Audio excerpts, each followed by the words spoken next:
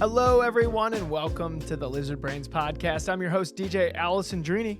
I'm joined on this late night episode by Tom McGorman. Hello. I thought you were going to ask me how I am. Oh, And I was going to say, ask me how I am. how are you, Tom?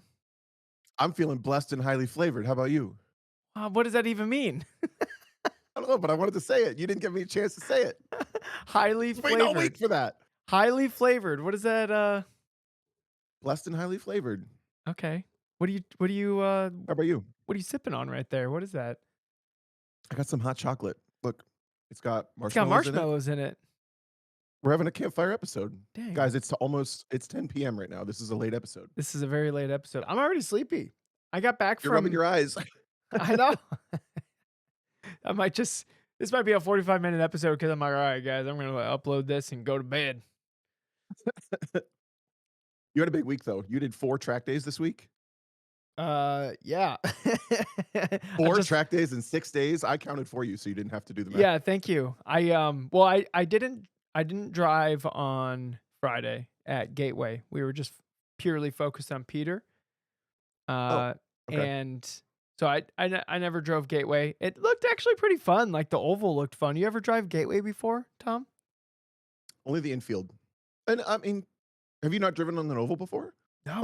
Like a maybe fast. Nope. Okay, it's cool. I've never driven on an oval before. I didn't realize that until I was there, and I was like, I don't know exactly. I'm like, I have ideas how this would work, but I don't have firsthand experience of like playing around with like throwing the car like into the camber and then like finding like where It's the kinda cushion sketchy. is. And yeah, it looked like it took some balls. I will say so there's some one lappers there, and the Tesla this year looking real fast. Like real fast. Cool. They How did they make it faster? More batteries? they put Goodyears on it. Oh, duh. That's a good choice. Yeah. That's a really Okay. good choice for that platform and car.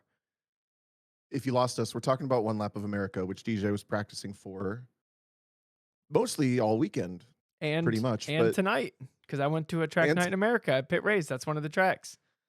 that's true. That's true. Do you want to tell us what happened? How do you want to start this off? Yeah. Rip the Band-Aid fast or no? Yeah, we'll just rip it off. Guys, cars suck. Even expensive ones. It literally doesn't matter how much you spend on a car. At some point, they will catastrophically destroy themselves. And that's what happened to the Porsche. So Peter drove it all day on Friday. And then on Saturday, I was supposed to just have fun with it at NCM, which I mean, I love NCM and I love that car. So that was going to be a great day. Now, the track day organization, it was leaving some to be desired. I posted forget where I posted that video, but I think I posted the video in here where it was I was stuck behind a Mustang for like a lap. And it was they were like almost crashing everywhere, and it was advanced, and they never pointed me by, and they were like 28 seconds off pace of what like the lap I was doing. So I was literally just sitting behind them forever with no point by. So, and then when I did finally get the point by, they pointed up like I was supposed to fly over them. They thought you looked all so fast with all those wings and everything. They're like, yeah, just go. Take the jump at deception. Go over me. Anyway, so that was a significant portion of that session. Me just following, like that was if you think like the session's like 15 minutes long, well, that was 2.5 minutes of it is me just driving around. And then I did get to drive some laps. My optimal was faster than the lap I set in the Cayman when I was there for one lap last year. So that looked promising. And then I was coming in on the in lap, and I heard like a gong, or maybe I didn't hear it. I'm not sure. It's all blur. But a red alert popped up on like the info screen on the Porsche, and it said low oil pressure. And I literally thought to myself, Tom, not today. I whipped it off track and like immediately turned it off. And I'm like, oh my God, I saved this car. I'm a G. And I just waited for them. I waited for them to flat toe. And I was just like, well, better safe than sorry. I'm not even going to try to start it. And just kind of sat there, and they towed me. And even on the screen, like after it said that, it said pressure fault or whatever, okay to be driven or something like that, go to dealer or something like that. So I'm like, I think we dodged a bullet here, and we tried to look up codes, and it didn't say it had any codes, and I'm like, well, that's weird if it has no codes or whatever. And then Peter went to go start it up. Click, it was seized. So it would, if you turn the key, it would try to start, but nothing would happen. So the motor, in the split second that I saw the low oil pressure, and I flung it offline and turned it off, it was dead. So apparently, actually, we're gonna throw this over to Carlton because I'm a little out of my element understanding exactly what happened. So Carlton, can you take Oh boy, this? buckle Yeah, up. no problem, DJ. I understand that engines and their inner complexities is a little tough for your little brain. So, anyways, basically, there's these valve lash shim things. Sorry, that's the technical term. It makes me sound like I don't know what I'm talking about, but that's actually what they're called. So, uh, there's pieces of metal that will fall off of these valve lashes, and then that gets picked up in the oil pump, and it jams the oil pump, and then the engine's just dead, and that's it. It's just dead. $60,000 up in flames like an S2000 this weekend. That was actually so. Can I tell you a story? What? I actually know what valve. What'd you call them? Uh-oh, A this is lash? not a good point. Yeah, no, valve lash, valve seat, valve It's like a shim or a lash or I. shim. Thank you. I know what valve shims are because I had to tear my engine down after an SCCA club race once, and I was so pissed. It took me like 4 hours. Put everything in a box, tow the car home, and like 2 months later, my friend Evan Frank from Cincinnati was helping me put it back together, and he was like, "Do you have the little shims that go in the valve springs?" I was like, "I don't know what the hell you're talking about." Well, that's just to measure Valve them. retainer. Thank you, Adam. Oh, retainer. Yeah, Okay. and they had to like sit there and they had to be placed one by one, 4 of them around the valve. Like they're the size of a one by one piece of Lego that they send you 7 extra of in every kit to make sure you don't lose them. And you have to seat them there with gravity and your own like dexterity. I was so mad. I was like, how do cars work? It's like barely held together. Well, anyways, apparently these things fall out, and like the Yeah, the like Porsche Cup cars, they'll have a little screen on the oil intake, but this is a street car, so it doesn't have that. So it just sucked up that piece of metal. It jams the oil pump, and then the engine's dead. that's so annoying. Isn't that annoying? Cars are the worst. You know what's even crazier is it told you it's fine to drive. So they're like, you know what? Even no matter how catastrophic a failure is, if the car will drive, get the guy to drive it to the dealership. Well, I think no, because they wouldn't even start. I think it was confused because of like how abruptly it died. It was like, actually, that was probably a fault, or whatever internal logic in the car was like actually, that one's on us. Like you're good. That's such a bummer. So I have 2 questions. What's the plan now? Well, Because the so car's gone. yeah, the car's dead, and there's no way we're getting an engine in it before one lap. And I offered to Peter, because he's been so generous with his own car. I Oh, offered for him to drive the country's fastest SSC car. did he just laugh at your face like I Yeah, just he did? he literally did, yeah. He's like, "I wouldn't be caught dead in that thing." That's So, amazing. um, so actually Dave Marcus, the car that he did one lap in last year, um, he still has it. He said he's never gonna sell it because he loves it so much. So it's a Supra with like aero and MCSs, and it's like all modified. It makes like, I don't know, like 500 horsepower. Um, it's not being used for this one lap because Dave has a different car, and so he's actually lending that to Peter and I. And this is supposedly, unless Peter has too much fun, like he did last year, this is Peter's last one lap. So that's super cool that Peter's last one lap isn't in an FRS. He's basically got a rental, which Yeah, is like the fastest car ever. yeah, Top Gear proven. basically, yeah. I worry a little bit. I think I'll be fine in the car. It's just gonna drive like any other car. But Peter was getting really fast in that Porsche, and he was feeling real comfortable, and I was really looking forward to like exactly where we were gonna end up. Because the car's faster and Peter was faster, and I feel like I'm driving the best I've ever driven. So I was just really curious, like, where are me and Peter gonna end up? Like, could we even like crack a top 5? I'm not sure. Like, how's it gonna play out? I Me and Peter are gonna get a day in the car before it's one lap, so at least we'll get some time in the car. We're going up to Grattan next Friday because neither of us have driven Grattan. That's my track for one lap. But basically, I'm giving Peter most of the time in the car for that day.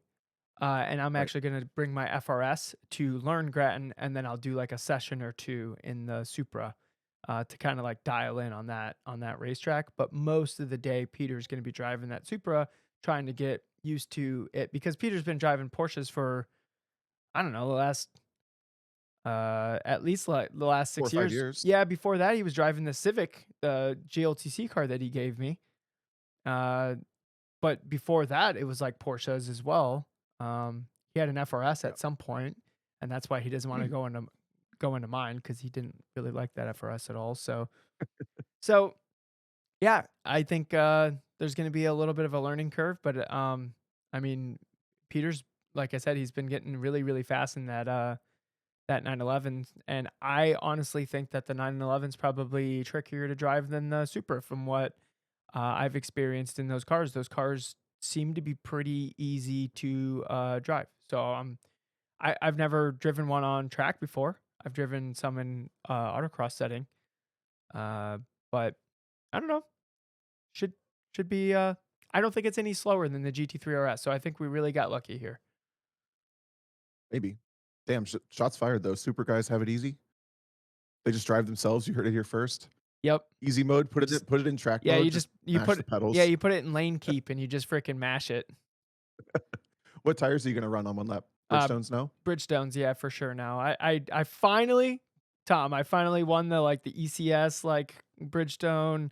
Like, what are we gonna run? We're gonna run. I just thought for the form of competition with that car, because all we could run Yeah. is like little baby Bridgestones. I was thinking like ECS is like the move. It's only slightly slower than the Bridgestones, just because you have to run such tiny Bridgestones for it to like function on that car. I just thought like the drivability and the ease and like the chance of rain, all that stuff. But now that we're in the Supra, we can do 295 Bridgestones on all four corners, and that's a pretty healthy amount of tire for that car. So that's what we're gonna do. And that's what they've run that the last 2 years too. So you know it'll be fine. Yeah, exactly. Last question. We get these questions all the time. What happens when you break these fancy cars you guys get to drive? This is kind of your first one. I know it was like completely harmless because you didn't do anything, but was there anything to manage there? I Like felt when you got off guilty just track? because I was the one driving it. Right. Same. Okay. Yeah, So tell me more. I just felt I kept saying sorry to Peter, and to the point where I think Peter was getting annoyed with me because he's like you did everything that you could. Like it didn't matter if you were driving it or if I was driving it. He said something along those lines, and I'm like yeah, that logically makes sense, but I still feel bad. Yeah. Yeah, Exactly. I That's the worst feeling. Actually, now we've both been stranded in cars at NCM there with was engine failures. there was part of me. Wait, what car was that? I had a C6Z engine fail on me. Oh, womp Got towed womp. in with my little like, "Oh, I'm so I sorry." swear I didn't break it. So there was part of me that I'm like, oh crap, was I like, because I didn't feel over bandwidth when I was driving the car. I felt like really relaxed and everything. But I was like, oh shoot, did I like miss a warning on the screen or whatever? And then I went back and looked at video and I was like, oh no, okay, we're good. I was like, I was Yeah. I thought it was gonna be like a learning experience for me that cost like a crap ton of money. But honestly, I don't think I could have played it any different. I'm actually kind of Yeah. I think I'm actually kind of impressed, like, how quickly I reacted to, the thing giving me that warning. Granted, it was on the in lap, so there wasn't really a whole lot to do. But also, I think we got kinda lucky. It's, 3 weeks before 1 lap, so there is time to get, like, the Supra, like tires and, there's a thing called a Guibo. Somebody in the chat help me. It's like a drivetrain, it's like a rubber coupling thing that goes in the drivetrain. Oh, I've heard of this. Yeah, so apparently those need to be replaced every once in a while. So it's due for one of those. So Dave Marcus ordered one of those up. He's putting that in the car. He's gonna go through the car and make sure that, like, it's the alignment's good. That there's nothing like pending braking, like the oil change, all that stuff. So like there's time to get that car ready for me and Peter to compete. But then, Chad Martin just joined from the chat. Peter's Porsche blew up, so now we're driving a Supra. Uh, you'll have to rewind a little bit if you want some context. So, um, but when it failed on track, it was on the in lap, so I wasn't going very fast. Like if it failed and I was going fast, I wouldn't have been able to take the speed out of the car before it, because the engine was seized. So it must have seized like right as I was turning the key off, or maybe it died before I turned the key off. Like I said, it was all blur. I'm not entirely sure what happened in that moment. But if it failed at speed, either it would have just like completely exploded in the back of the car, throwing oil and potentially fire everywhere, right? Or Yep. the rear tires lock, and now I'm just a passenger. Like it literally couldn't have failed at a more opportune moment. Like if it was going to fail with enough time to have a backup plan, and fail when it's not putting me in danger, right? True. Yeah. So we got I know it's pretty unlucky that you lose a $60,000 engine, but in the context of it all, I think we got kind of lucky in like the way it failed and the Yeah. timing that it failed. And I don't want to jinx it, but there's a chance that that Porsche just takes care of Peter, because Peter's been a lifelong Porsche owner.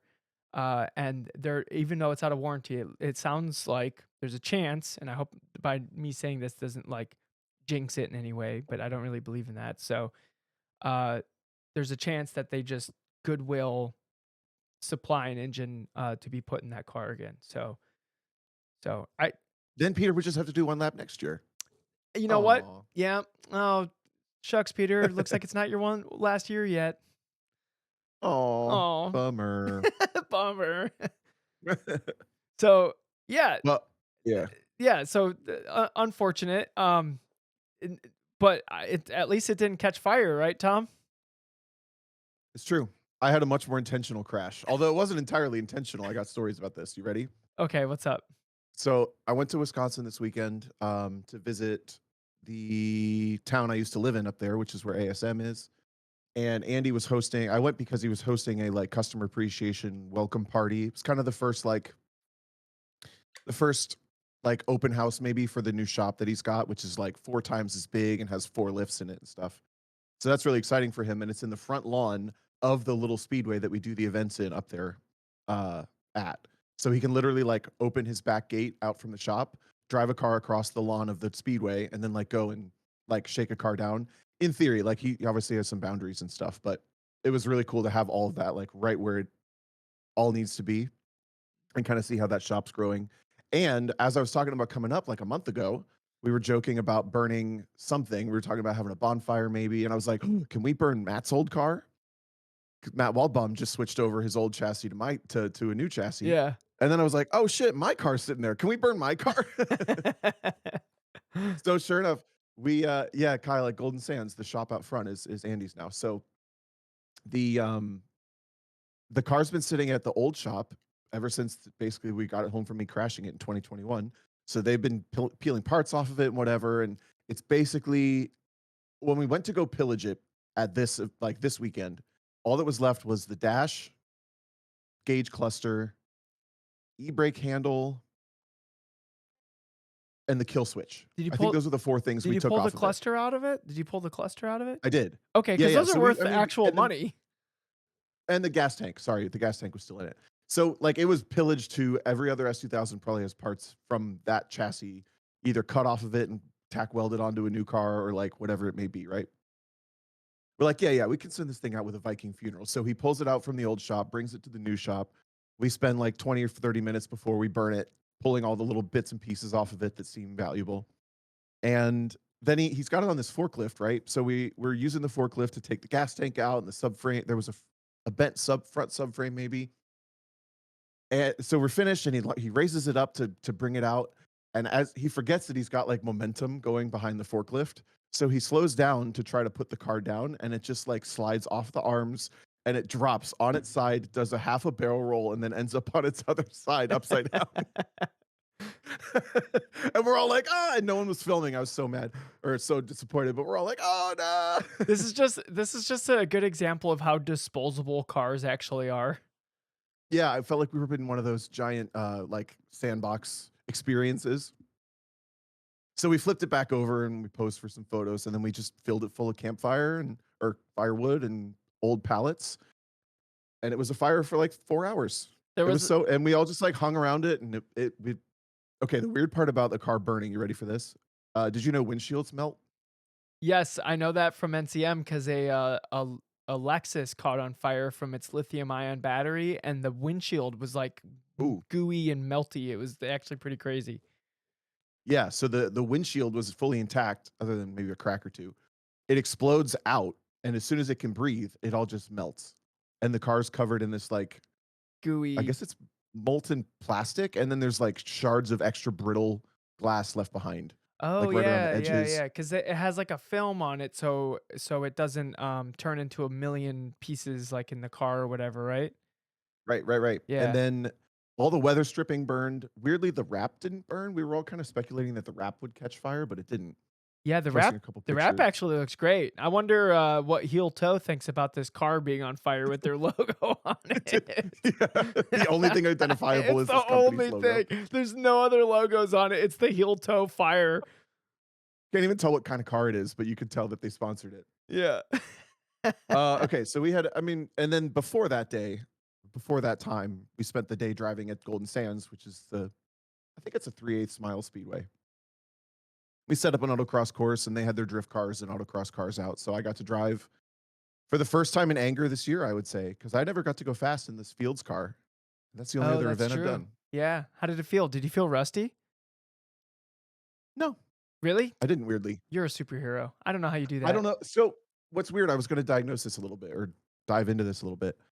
Do you remember during COVID? I didn't drive for about 4 or 5 months, maybe, but we were playing iRacing A ton. hardcore every day. Yeah. And if it wasn't iRacing, it was Assetto Corsa. And something about that period of 4 or 5 months not being in a car and driving that game got in my head, and when I got in a real car again, I was a little bit lost, and it took me 3 or 4 weekends to get back under control of my feeling of, like, car control confidence and entry speed and, like, letting the car move underneath me. I was overslowing every entry because I would spin in iRacing so much on entry that I would back off the entries, and I would always go for exits. And I got in a real car, and I'm like, "What the hell am I doing?" I'm in, like, I think the first car I drove was an Integra, so I'm doing, like, I think it was nothing into a corner, and then I'm no, overslowing. I'm it like, was "Ugh." Eric's car. We both drove it at Gingerman. Eric had both of us drive it. Actually, I lied. Full circle, the first car I drove was Peter Lear's Cayman at CMP. Right after right after COVID? It was during COVID, the first SCCA event they had. I went down and worked it, Oh, gotcha, and Peter gotcha. let me drive his Cayman. Either way, for weeks, I was overslowing stuff. So anyway, fast forward to this experience 4 years later. I've been out of a car since December, 4 months-ish, and I drove Trainer 3, Andy's BRZ, the black one that he's GLTC raced, How was it? and he's got a new what? How was the BRZ? Um, it's getting there. It's pretty close. Okay. But well, let me finish my thought. And then he's got a new Civic that he's building that was kind of a garage find. Just kind of acquired it and he's putting it together. So I drove these 3 different things. All of them felt totally normal. The course was not like super formal. You've seen how we run it. Yep. So the course is like it's not like boxes on the ground and everything's perfect all the time. It's like mostly the same. So the times aren't perfect, but I was on pace with everybody. I felt fine. And I don't really know why. Because I've been playing iRacing. I've been out of a car for 4 months. The Yeah. circumstances are totally different. No, totally the same, except for that I'm not in my head because of Yeah. this lovely chair next to me. You, like, put it in a better spot. Yeah. So Yeah. I'm not gonna say I'm like I was on 100% form. There's no way I was on 100% form, but I felt fine. Yeah. So when I'm rusty, I always feel like my eyes aren't doing what they should, and the sense of speed is like it feels a little overwhelming. Like the first time I get in a car after a while, and Sure. you didn't feel that. No, and again, the day that we were driving is not the fairest comparison because it's not like a competition. It's super fluid. Like we literally have 40 cars there, maybe, and it's just like hop in, whatever, go whenever you want. Yeah. So it was relaxed. but I think that played with it too. Like I didn't feel the need to get in the car and attack literally the moment I sat in the seat. Like I drove the BRZ You're right. first. That does make a difference. Yeah, and I even just drove around the course twice slowly to make sure I like understood the route because we do 2 laps through the oval. Mhm. And then the third lap was fine, and then the fourth lap was like, okay, that time is within what I know everyone else did, so that feels good. But I think if I had been in a real event and I had to go fast on my very first run, it's totally plausible that I could have just like shot myself in the foot on that very first run and had a completely different experience if I had gone to a different event. Yeah, yeah. You never really Uh, know. do you think driving the GTPs in iRacing, maybe kept you fresh? No, not even No? a little. K Well, honestly, no, no, no. I think driving a little bit helped me. Not taking it as seriously helped me, to be honest. Yeah. I could see Because I have that. been playing iRacing maybe I don't know, between 5 and 10 hours a week for the last month. That's more than me. Is it really? Yeah, I really because anytime I'm playing, I'm just coaching right now. I hardly ever get to do, official races. I mean, that's yeah, I guess I'm counting that as like 2 official races a week, so that's a little less than 5 I hours. think, not last week, but the week whenever Porsche Cup was at Imola, I got to do, like, 3 official races that week. But that was the last time, and before that, it was, a little while too. Sure. So, I Do you miss miss it. it? Yeah, I miss it. Do you have It's the itch? yeah, I do have the itch. I mean, I wish I could race all the time. I wish I'd never had to do anything else. I wish like, I just got back from the racetrack, and I walked down into to the podcast studio, which is also where the sim rig is, and I don't know, it was calling Yeah. me. I'm like, I could do some laps. I did say I was gonna record some Hedge Hollow laps for Peter. Mm, Did you find a mod for it? yeah. Ooh, we'll talk after. I wanna drive that. Okay. The other part of this weekend that was kind of the most interesting part of the bonfire, to be honest, was like reflecting on where that car took me. Because honestly, you guys have heard stories about this car since the beginning of the podcast. I never really liked this car. The backstory is I bought a street S2000 in 2020. Yeah, in I 2020. almost forgot about this. You were like, It's so you were crazy. going wild, dude. You like sold the I Camaro. was yeah. I think what happened is I got dropped and I panicked and I was like, I'm never gonna race again if I don't figure something out. So I bought a car. I think I wasn't even planning or thinking. I was just reacting on like lizard brain instincts or something. But anyway, I sold my Camaro. I bought a street S2000, and basically the day I bought that S2000, someone texted me and said, "Hey, I know of a race car S2000 that maybe someone would sell you if you're interested, and then you could, have a race car instead of this street car." And that like bored its way straight into the center of my brain. And 3 days later, I had verbally committed to buying this race car. And then so at some point, But Tom had a race car S2000 and a street car S2000. no, they never overlapped because I had to pay for both. Oh. I had to sell the one before I could pay for the other one. That's just pushing piles of chips around as far as I'm Yeah. concerned. But the that car when I acquired it is basically the time that I moved to Columbus with Ed Colazzo because he and Eric Catil and a couple other people like softly verbalized that they would help me with it if I was around. And all of a sudden I was just living at Ed's house, like trying to make my best of working on this car, getting ready for races. And then I moved to Chicago because I was racing Grid Life and Kyle needed a roommate to work with Grid Life and Autobahn's right there. And I was like, cool. And then I moved to Wisconsin to work with Andy and I was growing coaching and we were building new cars and all. It's like if I had never bought this little piece of shit car that's on fire in these pictures, I don't think I would have moved any of those 3 times. I don't know when I would have raced again, to be completely honest. I think I would have raced again pretty quickly. And I think if I hadn't like impulse bought this car with my lizard brain, I have no idea where I'd be, but it would be so like it was fascinating to think about like that single purchase that we just lit on fire brought me like 5 years of this like interesting life path. Yeah, I don't think you would have hooked up with Andy because I think Andy saw I you agree. struggling and he's like, "Oh my god, I got to help this poor person." He was probably tired of me messaging him too, because I was always trying not to be over too much, but I was messaging him all the time, like, hey, I need help with this. Yeah. Yeah, yeah. So, yeah, that is actually kind of crazy to think about cuz and how much did that car cost you? 16. So $16,000 and you think about the journey that you went on, spend that money again in a heartbeat, wouldn't you? I No? don't know if I would. I don't know if I would. But But okay, that's a different but topic. hold on, where do you think you Oh, would have ended up without that car then? Do you think okay. you hold And on, this is not healthy. do you think Go you ahead. would have still been like trying like making phone calls and like walking the paddock in like the pro world, like trying to find a ride in that sense? In hindsight, again, this is not necessarily healthy, but I think I kind of wish I would have tried that. But I also decided pretty quickly in the moment that I didn't want to do that. Yeah, because I remember I in was the like, I moment don't feel that like you're being like, that. I don't feel like finding the gentleman driver that would have me as like their coach or their fast guy or like I just remember you just kind of being like icking away from that. Um, Well, I wasn't coaching. I wasn't formally coaching at the time yet. no. And I didn't, I just, I don't like being a beggar. Like, I feel like if I'm going to events and just, there's a difference between going to events for myself because I want to be there and going to like flying to IMSA races and walking around to Brown Nose. Does that make sense? But I feel like that's what you would have had to have done. Do you think you would have done that? Agreed. I assessed that scenario and was like, I don't want to do that. In hindsight, I kind of a little bit wish, in tandem with, I wish I had branched out of the Honda paddock, for lack of a better term, more when I was there. Yeah. In hindsight, what I should have been doing is when I was in IMSA and World Challenge for 4 years prior to that, I should have been networking outside of the Honda tents just to make sure that all those people knew who I was and to let them know that I had like a cold iron ready for them at any moment so that when I did actually get dropped by Honda, I was ready to have conversations with other people.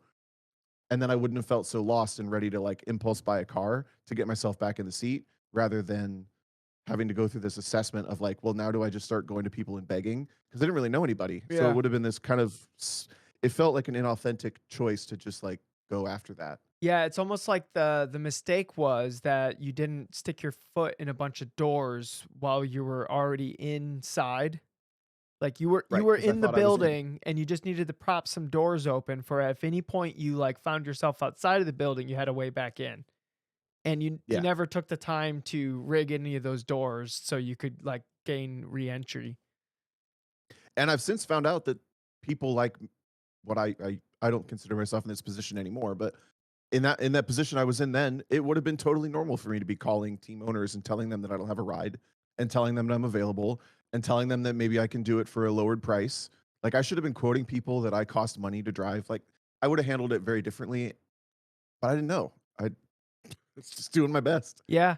I feel like I feel like the people who do make it,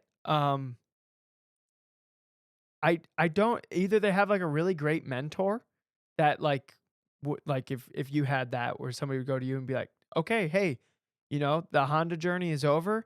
This is what you have to do next if you want to keep this going."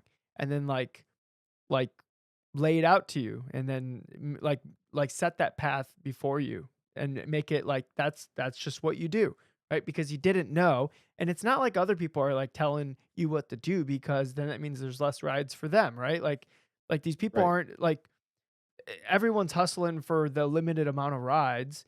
So it's not like they're out there like sharing information on a podcast, you know. That's why I wanted to say this now is like in hindsight, on like it's healthier to say I wouldn't change the thing, and I'm super grateful for all these experiences. But if I were to like business diagnose what I did wrong, I think that's what I did wrong. Yeah. I think it started pre-COVID, so like I had already made the mistake, and then once I like had the fate sealed of that situation, I hadn't positioned myself well enough. I heard a quote today that was good. I forget who said it, but it was "Be ready when the luck arrives." It's another way to think of like Yeah. you don't you the intersection of luck and opportunity is where I like to think of no, preparation and opportunity is what I think of luck as, Yeah. but I also like the thought of like just be ready when the luck arrives. That means you better be prepared. Yeah. Yeah, I like that. I mean, yeah, just be like always try to be be ready with like a plan or with yourself as a driver or whether that's physically fit or keeping the rust off or whatever. Because you don't Yep. know. You don't know when an opportunity is going to come by. Other highlight of the weekend, I got to tell you about this. Okay. So underrated. Uh, Driving with the windows down and the heat on when it's a little too cold to have the windows down. What are you like 60 years old? Yeah, no, that's a hard right. But I'm telling you, you gotta like, guys, people listening. Next time it's a little too cold, put your damn windows down and put the heat on. It's gonna change your life. It's so fun. I drove like 3 hours home like that. Look at all the 100% in the chat. Yeah, see these people get it. Oh my god. That's It's funny. like being super warm under the covers with like just a little nip of like the cold morning breeze across your nose when you wake up. I would do that with the S2000 because the heat in the S2000 was really good when I had a streetcar S2000, and I would have the Uh-huh. top down and the heat blasting on me. That always felt great. I loved it. So yeah, I like stopped for gas somewhere in Chicago. It was like, it's kind of nice out. Driving home from Wisconsin, heat down. No, heat up, windows down. The Ooh, gas tank disappeared. Alex Peel says heated seats on too. That's next level. Okay, I can't afford that. I got the base model, Alex. Don't judge me. The base model BRZ. I got the button, but there's no button there, okay? It's right here. And I It's a can't hit it. dummy button. There's a place for the switch, but there's no switch. It's just where dreams go. I I wish I was warmer. Do the premium twins have heated seats? I didn't even know. That's the one that Peters is a premium. I didn't even it just has like a nice texture on the seats that like hold you in place better. I don't know that all the premiums do, but I know that only the premiums can have it. Yeah, gotcha. Uh look, I'm gonna go on a limb here. I might say something a little spicy. I've been driving the FRS a lot lately on track. Yeah? That might be the best OEM seat ever. Like the fabric of it, like I don't slide around in that seat. I don't slosh. The bolsters are like the good spot. It's plenty comfortable on the street. Like it could be a little bit more comfortable on the street. But like in terms of like an OEM seat on track that has like full like adjustability of like where it's not like a bucket that's just in a factory car, like they're like super good seats. I'll give you that. I guess I've never had a complaint about that. Hey, if anybody has any better seats, we can have a car Mm. guy Yeah, conversation about yeah. it. What's the best OEM seat? And it can't be like some it can't be some like carbon fiber bucket thing out of a McLaren or something like that. I got to tell you a car story with love. And this is with love to the people I'm going to tell the story about. So I found out maybe 3 or 4 years ago that there's a car group. There's a huge group on Facebook called the Car Gays. And it's like a community of people that can join the group to, they're all queer people and stuff, but they always talk about cars. And when I joined it, I was like, oh, damn, there's like a group of 5,000 people that want to talk about the same stuff I want to talk about. That's so cool. But I was a little weary because I already know I'm not a car guy. And I joined the group. First conversation I see, they're talking about which mid-model sedan has the best steering wheel Mm. in the segment. And I was like, oh no, that's not my group. What's your thought? What's your thought, Tom? I don't even remember what the contenders were. It was literally the same steering wheel 4 times as far as I was concerned. And they were 67 comments going on about like, oh God. I think Audi has some good steering wheels. I couldn't even pick. I don't know what they look like. No, who cares what they look like? I'm thinking about what they feel in your hand. I, who cares? You're already over it. The point of the story was like when I joined, I was like, oh nope, still not my people. Closer to my people, but still not my people. My people are in here somewhere. Yeah. Anyway, I wrote a couple other things down from the weekend. Congratulations to Erica Teal on winning GLTC Oh this yeah. weekend. Apparently EG Civic OP. Yeah. They switched from one to the other. No, I'm kidding. But he killed it. And what was the other thing? Oh, and Ito did an awesome job on the commentary. Yeah, Ito, who's been on the podcast a bunch. I didn't think Ito would necessarily like not be good at it or anything, but I turned it on and normally Kyle just like steals the show. And I literally I didn't recognize Ito's voice, sorry, Ito. But I'm like, who's this person with Kyle? Like this person's like I was laughing a couple times. I'm like, who is this person? And I found out it was Ito. And I was like, oh my God, like Ito's so good on the microphone. Yep. That's cool. I think we play some inside baseball at this point with all the sim racing broadcasting and like our friends watch, like making racing entertaining is not that hard when you talk about it. And then the last thing from the weekend is I had like such a warm, fuzzy heart from after this weekend, specifically at Grid Life, but there were a couple other events too, where podcast listeners in the Discord were like, I only knew people because of this Discord or because of Lizard Brains, or I met so many extra people because of this. And I was Yeah. like, "Oh, our Yeah, little there's like community." yeah, I also enjoyed that. There was like little like lizard brain meetups at events that we weren't at. They were like meeting each other and that yeah, that's super Yeah. cool. Yeah. So I met Andy, who's in the chat with us live. He's got the Evo and something else I forget. And we met. you Yep. guys were both like Andy in the chats like I got to meet Tom this weekend and literally as you were saying that. So he jinxed you. You can't talk for the rest of the podcast. That's how it works. This is going to be a really weird podcast from going forward. So, just yep. Yep, this is everything's going great right now. Tom's just he's just sitting Doing sign there. language. Yep. Sorry. So, So yeah, that was kind of that was my weekend. cool. Uh so after the car blew up on Saturday, I waited around for my plane because I was flying back home. And on Sunday, so I got like 5.5 hours of sleep. And then on Sunday I went to Mid Ohio in the FRS and I drove Oh around. yeah.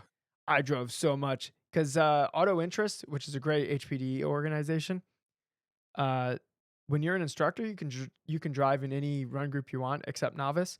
So I would be hanging out in the car with the novice person, um, who I will say, I'll pat myself on the back a little bit. He said after his first day, he wasn't sure if this was because it was his first time ever at a racetrack. It was his first day, and he's like, I don't know if this thing is for me, but I signed up for the second day, so I'm gonna do that anyways. And the second day, he got me, and he's not sure if he wants to do racetrack stuff because he's not sure if he can afford it to do it in the frequency. Because I was talking about building like these subconscious executables for him.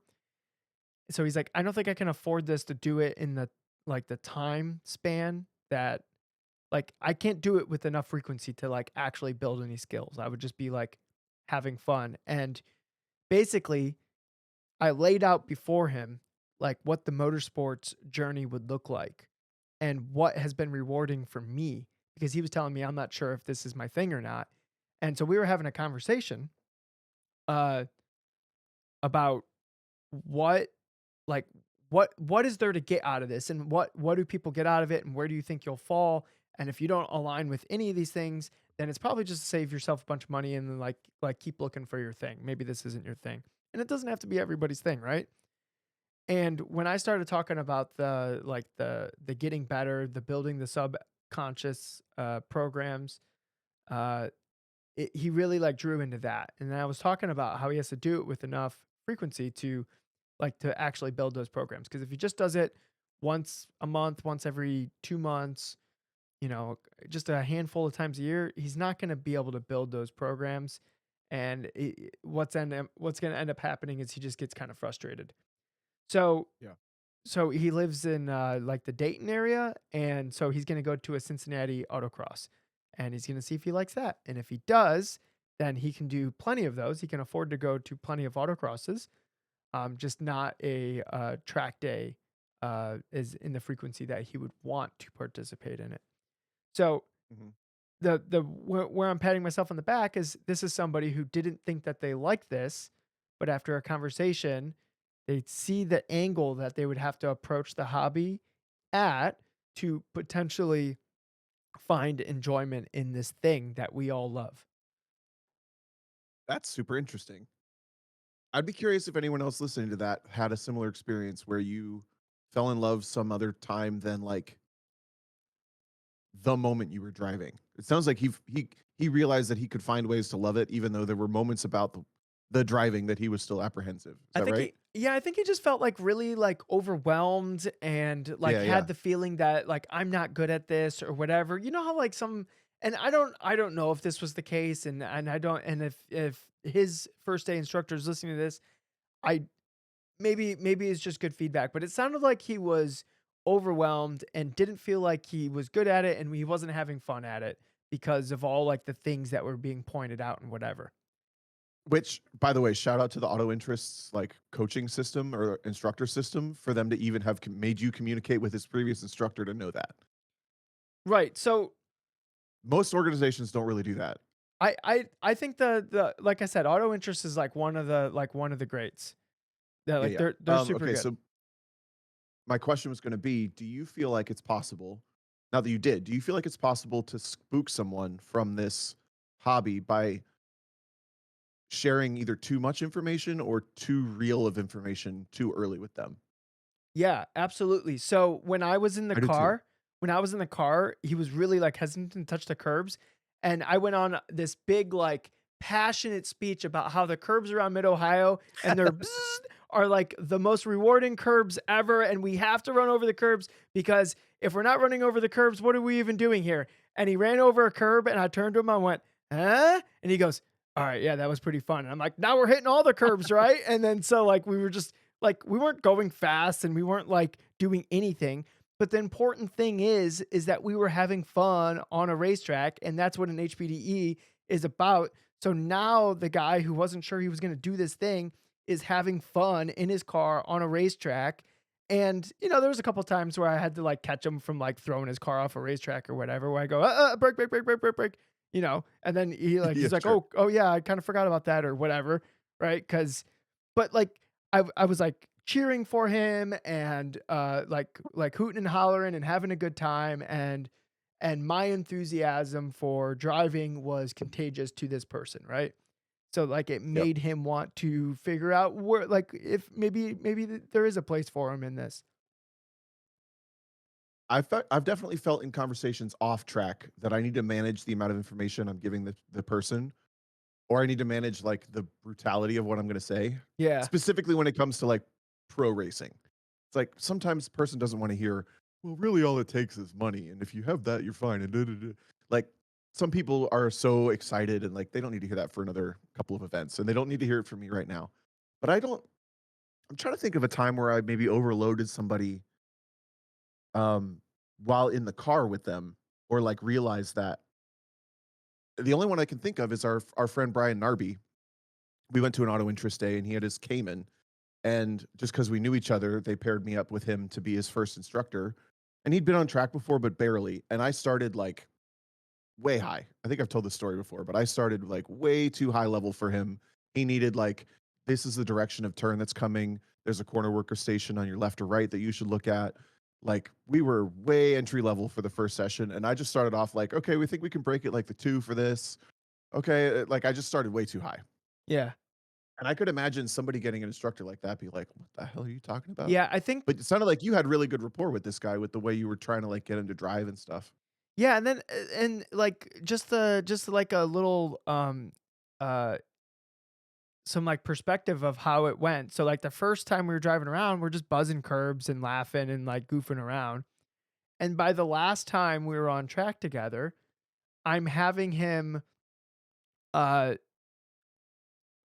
especially in like the carousel at Mid Ohio, I would have him like put different amounts of brake pedal in it when the front tires were like understeering across the track to see what it would do. And I was trying to get him to notice that if he shifted weight forward, that it would actually pull the nose into the corner. And I was trying to get him to play with that in safe spots on the racetrack because I'm not going to have him play with it in like 1 or 11, right? That'd be terrible. But like Yep. in like carousel and keyhole and even like turn 4 and like turn 6 and like all these different places we could play with this like dynamic and basically showing him that he has more control over where the car ends up than he thinks he does, and to play with that. And I could just see like the dopamine firing in him when he was like trying to figure out like exactly the right amount of brake pedal to like pull the nose in.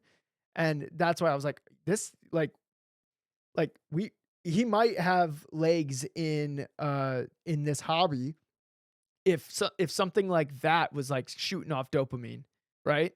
Yeah, Yeah. totally. But, like, that's a perspective of, like, the way it went. Like, I got like, he got excited about the thing, and then we talked a little bit about but, like, I think if you go too high level too fast, you just sound like you're just like this cryptic sage, like, giving off information, and maybe the information's good information, but, like, they're just not in a Yeah, state yeah. to even accept or understand or know where to put that information, right? Like, it might be relevant information, but if they don't have a foundation to put any of that stuff, then it doesn't go anywhere. It just lives in this, like, cryptic void of, like, something that they might figure out someday. Yep, totally. That's the first thing to Like if I'm eavesdropping, that's the first thing to really get me like, oh, that's not going well. Is if I can hear somebody going on and on and on and on, and they'll use their own words, and you can just kind of see the person that they're talking to, like nodding and agreeing, but there's not a dialogue happening. And usually when I feel the dialogue stopping is when the point where I'll stop the dialogue and make sure that they know where I'm at. In the same way that when you're talking, sometimes when I paused you once, you're talking about the twist of the car or the shape of the corner. It's like, well, put more words to that. I need to understand what you mean. Yeah, yeah. And Um, I will say when I'm working with somebody and they stop me and have me put more words to something, that is super helpful because then I fully yeah. know, like, we have a rapport of like exactly where the understanding starts and stops and all that. And I think the driving force behind, because like you don't mean to sound cryptic, you're just trying to be as No, helpful as possible. Like and you're concise. yeah, and concise. So like you, because Like if we have the verb, you don't want to go ahead. Sorry. overcomplicate it. Right. Yeah.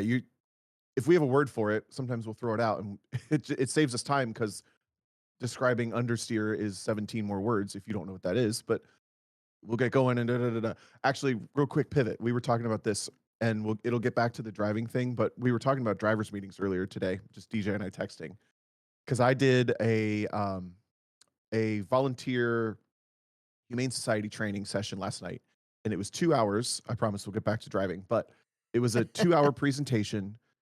It's actually going to be a total of 6 hours of classroom time. So the first 2 hours was last night, and there are 77 slides in the presentation. And as I'm sitting there, I'm like, I actually accidentally have my little drivers meeting brain on, where the presenter started with going over like the way the shelter makes money and the way it's structured corporately and the different people that work there. And here's a layout of our facility, which we're not in, so we can't put this to anything. Where they're just showing, it'd be like showing us a track map to a track we haven't driven. I'm like, okay, sure. And then like halfway in, she goes, okay, so why do you want to be here? And let me start with telling you my story, actually. And she tells this really compelling story about how she got into volunteering with animals and how she ended up with this full-time career doing this volunteer role, organizing for the shelter. And I'm like, that's what you should have started with. That's going to hook us. And then you're going to get us engaged by sharing why Mhm. we want to be here. And essentially, what it came down to is the layout of the information within this 2 hour window was very poor, even though probably a lot of the information is really useful. And it got me thinking about like the way that we supply information to people, both like off track drivers meetings, whatever, but also just with coaching. What would be like what's the ideal amount of time to give someone information before they get a chance to process it, or I better off practice it? And I think the limit's more like, I think it's like 10 or 15 minutes in a perfect world. Where like you give them information for 10 minutes or like you give them something and then 10 minutes later they get to go try it. No more talking about it than like 5 or 10 to 15 minutes. D- Right. Dude, I And would then go try to apply what we talked about in a perfect world. I would so you need to have the debrief right when they come off of the racetrack cuz everything that they did and experienced is like fresh, right? Yeah. But then if you could just send them right back out like immediately, I think that would be super useful because then everything that was talked about and the ideas that maybe have like the gears have started to click and like things are starting to turn in the head to like kind of start building that foundation of understanding would be fresh and you could get to go out there and play with the things that we've talked about. But most of the time they have to wait around for like an hour before they can go back out. They do, but I'm talking about the dialogue and the work that happens in that debrief. I came to realize when I was coaching a lot for sure, and then I just was thinking about it because of this meeting. Um, at some point, you have to stop talking about it because you're just muddling the information that's already been talked about, and you have Yes. to give them the chance to apply it. Is that's more what I'm Yeah. going at. Okay, I see It's what you're like, what's the saying. ideal window of time to really like divulge new information and have a dialogue before you have to like, okay, let's not do this anymore. It's been 15 full minutes of conversation. Let's just wait until 20 minutes from now when you get to apply it. You know, Yeah. It's there's a give and okay. take there. If you have like 30 minutes of information, but like people's attention span is only good for like 15, right? So you have to That's what I'm saying. decide. Yeah, Yeah, you have to decide. Okay, and it might be different for every single person because every sure. person But brings different attributes and and whatever to the table. So you have to, like, as a good coach or even a good presenter or whatever, a good teacher, you have to figure out what information is relevant to figure out, like, that's gonna give them the best chance at understanding, this right away, but then also to help them understand this other stuff at a later time when I get another 15 minutes of, paying attention. Right, because you were talking about with your coaching on sim, Yeah. having to deal with people that are, like, overwhelmed by the time they sign on. I run into it all the time, and I have to have the same spiel. It's normally with, newer clients. So if you're one of the clients that I've been working with for, months, then, I'm sure at some point you've heard this spiel.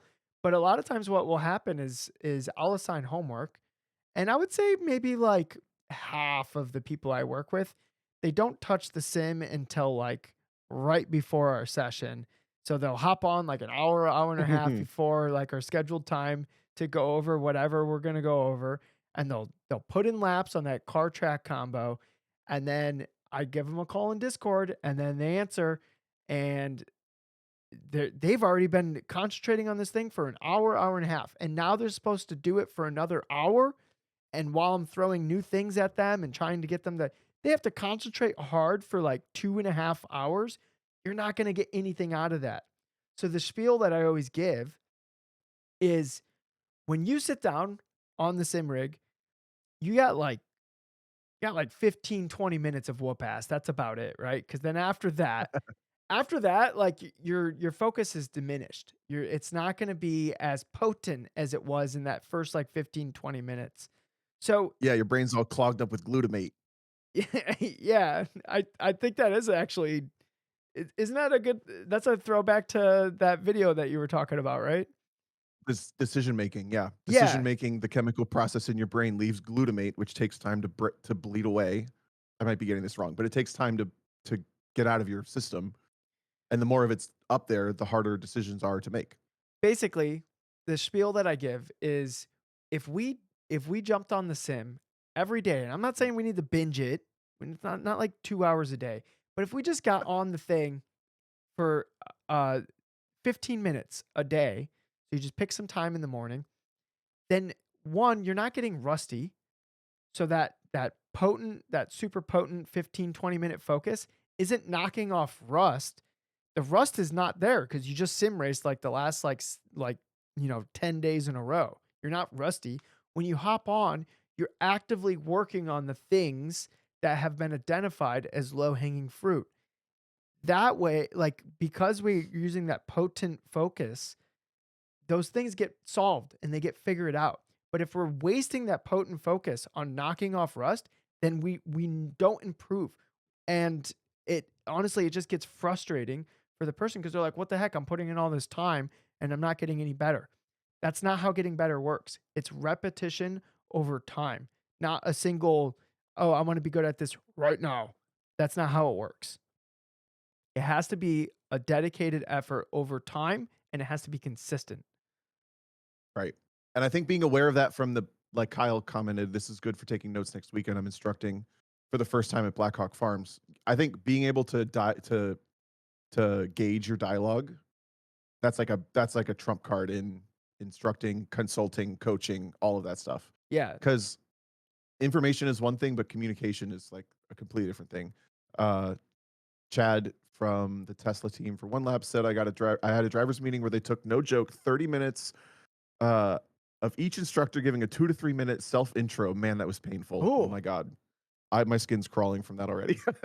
You know what would happen if they got to me? I'd be like, "Hey, I'm DJ. Come say hi." Yeah, yeah, move it along. Uh, Alex said something good. He said it's why they build levels and leveling up in video games. It's gamification, incremental goals, setting incremental goals. If the end goal seems too unattainable from the start, people are less likely to invest time. Yep. That's kind of what I was getting at. Is if you can get, if you do you think it's possible to give too much too fast? I think that's the version of like, oh, this video game's way harder than I thought it was. Yeah. Yeah, can you imagine somebody trying to explain, honestly, I mean, iRacing is the most dense thing that it, like, ever existed, If No, somebody hang on a second, because I've listened to y'all play Halo and shit, and I cannot follow whatever the hell is going on in that Well, game. I was just gonna use iRacing because it's more to our crowd. But Oh, okay. if I sat down with somebody and explained the intricate details of Halo 3 and how the spawn system worked and how like you can manipulate weapon spawn timings and all these other different things, I don't think people would actually think that sounds like a fun video game. No. Well, that's why I gloss over racing details most of the time. Like, we were at an IHOP and someone asked what my race car was, and I said, "It's a little yellow convertible." And my friends were, like, laughing at me because I didn't say it's an S2000. Like, this lady doesn't know what a Honda S2000 is. She thinks the little yellow convertible is cool. Yeah. I'm racing a little yellow convertible, you know? Yep. Yeah. So Sam said I'm a pretty decent mid-pack autocrosser. When I went to track at VIR, I was incredibly slow. Like, I thought I was going really fast, and then I watched the video that I somehow only had recorded pace laps. I'm looking forward to going back and doing faster than pace laps, but I'm apprehensive about doing so unless I have an actual instructor. Otherwise, I don't have a real reference. Interesting. Okay, so Sam's an autocrosser in a cart primarily, but Sam's a very good driver, and you felt like you were going slow. Did you feel like he's live with us, I think. So we'll go a little dialogue here. I've definitely had moments where I watch back some of my old races and I'm like, "Oh, we were going way slower than it felt." I don't But think. I was at the limit at the time. Yeah, I don't think. I think you're being a little too hard on yourself, Sam. I think make like just I would focus on expanding your bandwidth as much as possible and don't actually focus on the speed because the speed, focusing on the speed actually doesn't make you go any faster. I would focus on the amount of information that you're taking in and the accuracy of like your report card after each corner. So, like, uh, hit a braking mark, judge was that too early or too late? Tom's dying in the background. Um, Then, like, did I turn in too early or too late? Right? Like, have this report card after each corner and and focus on all the information that you're taking in and whatever your accuracy is able to be on the racetrack. And then you'll just go faster just out of the product of doing those things better. But simply just trying to go faster, and I'm doing air quotes, I think that that puts people in a needlessly risky position because I just don't think that's the right approach to actually set a faster lap. Yeah, I agree. Yeah, I think Sam, don't be so hard on yourself with, especially if that was like your first early times. Zero expectations, man. You got to have it like pick up information and you'll pick up time I feel like as a product of the information. the first couple times you're on a racetrack, you just have to like figure out Calm at down. some point. You just have to figure out at some point that like death isn't imminent. Like you're like, oh, actually, I Oh, am fine. Like, you went bigger than I was going to say. I know what you mean, though. yeah, like I I think the You first have to couple, realize it's the same as driving to work, kind of. kind of. Like, you have to calm down and get that little, like, I'm on a racetrack, I'm on a racetrack, I'm on a racetrack out of Yeah, you a little bit. exactly. You have to get that out of your system, and then your bandwidth will expand, and then you can start focusing on the things that like are actually like applicable. But I do feel like you have to get that a little bit out of your system before, and Yeah. I do think like things like iRacing and like and Sam has a shifter cart, right? If you did like shifter cart days on like a shifter cart track or whatever, I think that stuff would help too. I could see that. Oh, it's got to be down by GoPro. That was a good conversation. I think that's very helpful to talk about. Do you have anything else on that topic of gauging information, gauging? I don't even know what we covered. We covered a lot. I just think because everyone that's listening to this podcast at some point in your journey, you are gonna come into like an instructor like situation and try to figure out exactly what level they are before you give any kind of advice or anything because you might make it sound like, and we're all just trying to be helpful, but you might make it sound more complicated than it needs to be, or make it sound like that, and you're not doing this on purpose, but you might make them think, oh, there's no chance that I'll be good at this. This isn't my thing, right? Yeah. Like, oh, I'm worse than I thought I was. Yeah. So find out whatever level they are, and then just be their cheerleader at their level, and throw in some nuggets of helpful advice. Like I think that's probably is about as useful as we could be in that role. Yeah. Sam asked a great question to end on, actually. He said, if either of you had a student that you just didn't click with your instruction style, 100%. Yeah. I feel like it's like 1 in 10. It just I think happens. that's probably a pretty accurate ratio. Yeah. And I've never admitted that to anybody. I will say I've never been in the moment and been like, I got nothing for you. That would be so rude, I feel. But I yeah, especially when you're doing the instruction, like the non, it's like a not, it's not a client relationship. It's not a business relationship. It's literally like you're paired as buddies for the day. If it's not clicking, just keep them safe, and that's totally fine. In my opinion, that's what I do. Yeah. Or if it's like a real problem, like switch it out, get somebody else. Yeah, and most HPDE groups will allow you to swap out Yeah, the like if you're like me and the student are just not driving and we're not like on the same wavelength yeah. because But don't they start there. Try a little bit first. yeah try to cheer them on to run over some curbs. I love that story. When after you hit a curve and you're like, "Eh," and he's like, "Yeah." He's like, okay, that was pretty good. I loved it. That's such a lizard thing. Dude, he probably just thought I was this lunatic because we got like the little headsets on, and I'm like, and he like missed the curbs the first couple laps, and I was like, ah, we'll get it next time, we'll get it next time. And he's like, I don't want to touch the curbs, and I'm like, oh no, you don't want to touch, you want to touch the curbs. We're gonna touch the curbs, and you're gonna go, bzzz, and you're gonna be smiling. And then he finally touched it, and I went, so it I was love it. good, yeah. Sam, the next topic, awkward instructor moments, instructing a flat earther. Oh, That's for another day. I forgot about that. I don't know what that because Do you wanna I can't shut up about that stuff, Tom. I would just be like, we would get nothing productive done for the rest of the day. I would be like pulling up debunk videos of how the Earth is round and like that's all the day would be about for the rest of the day. I wouldn't be able to be like, okay, we'll leave this one. We'll agree to disagree, and then like do driving stuff. No, it would be done. Yeah, let's agree to disagree on basic physics. Let's go drive a race car on a racetrack. Cool. Where Yeah, physics are at play. Yay. yeah, love it. How are we on time? You wanna do an email question Yeah, too? let's do some questions. Let me look Alright, in I the got one. old. Yeah, good. Play the thing. Oh, emails. All right, this is from our friend Danny in the Facebook group Trackable Corvettes. Hello, all. Any advice on when driving a Corvette on slicks? How can I tell where the limit is?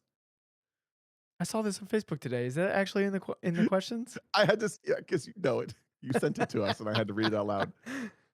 You know, I do think this is not the worst question ever. It's kind of funny, How would you answer it?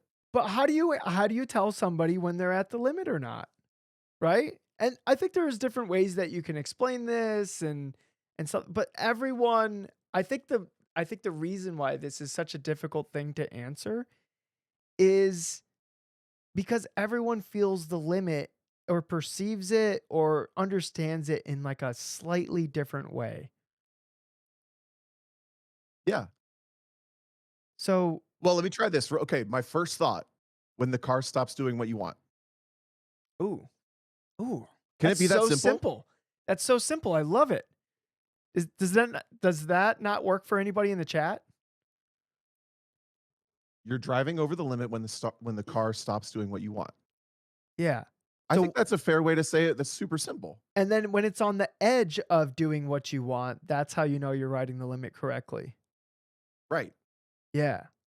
If you're, if it, All right. someone said, "Are you Tom saying if figured it it out. understeers, I shouldn't crank 10 degrees of extra wheel in it?"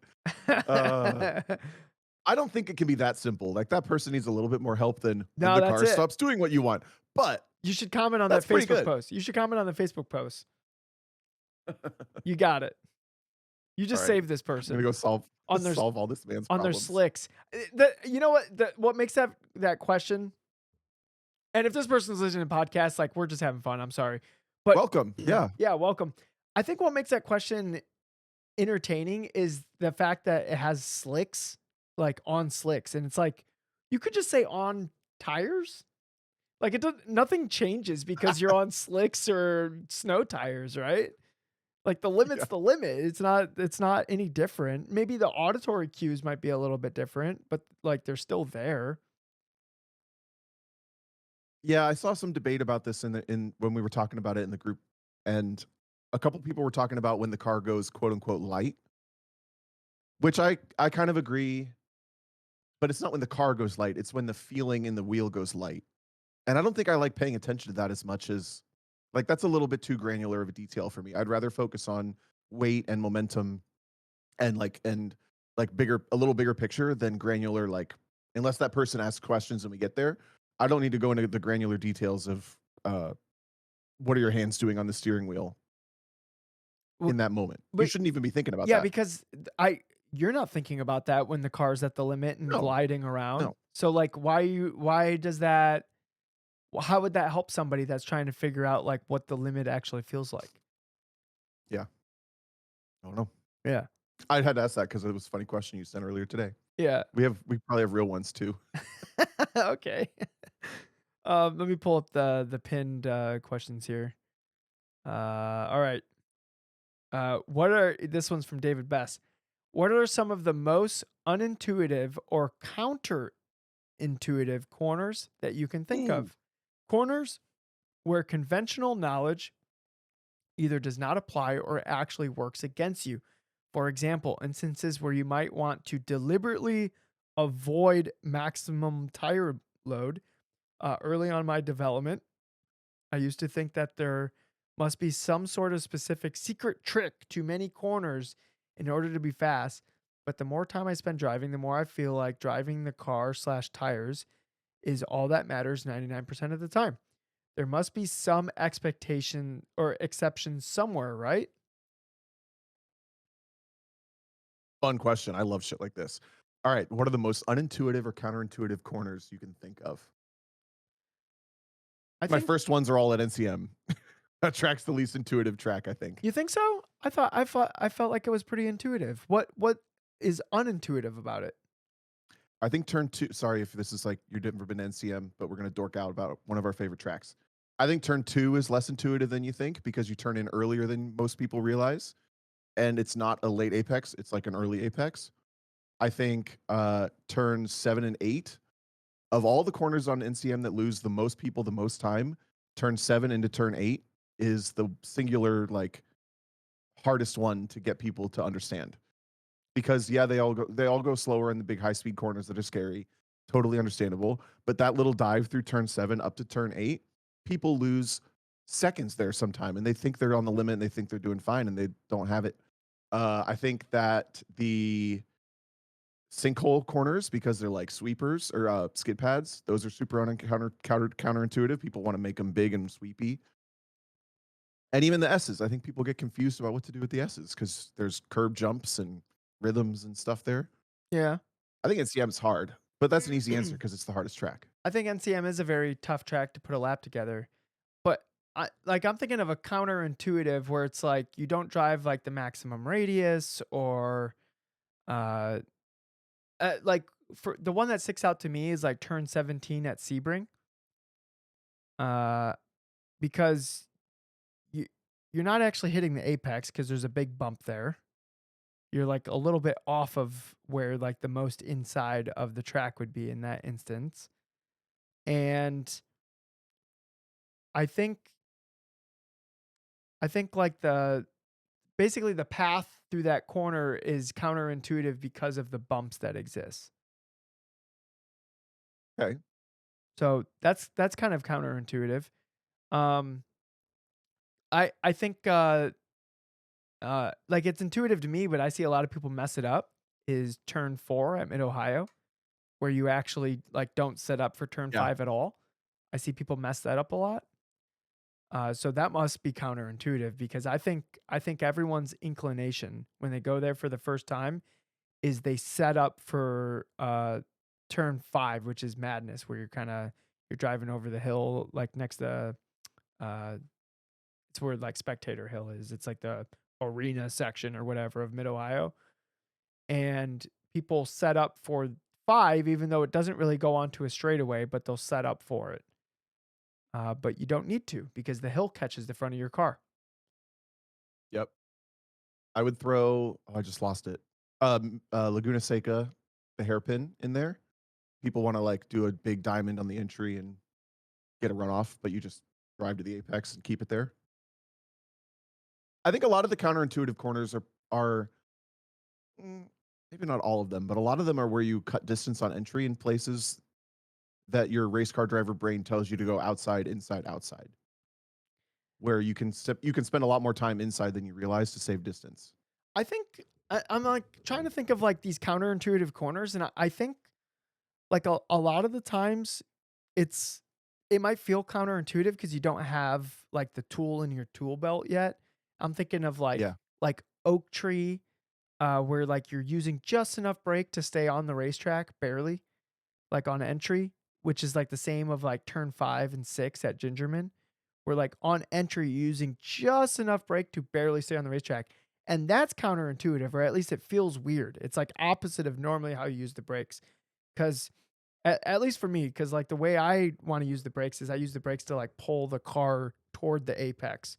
But when you're doing it in the reverse, where you're using brakes and you're like releasing off of them to release the car outside, that feels counterintuitive.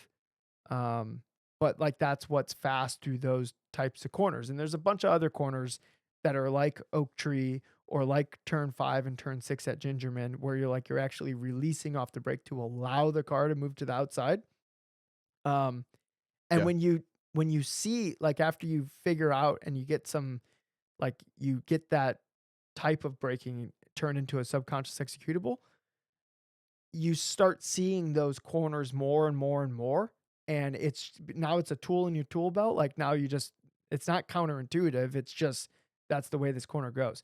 You can think of the same thing when it's like a double apex where like the radius of the corner doesn't make sense to do like a curl down and like have a late apex to like ramp off the corner, but it actually makes sense to like have it like diamond in the middle of it. So you actually do two apexes on the same corner, but like really the one true apex is like not near any of the curbs, right?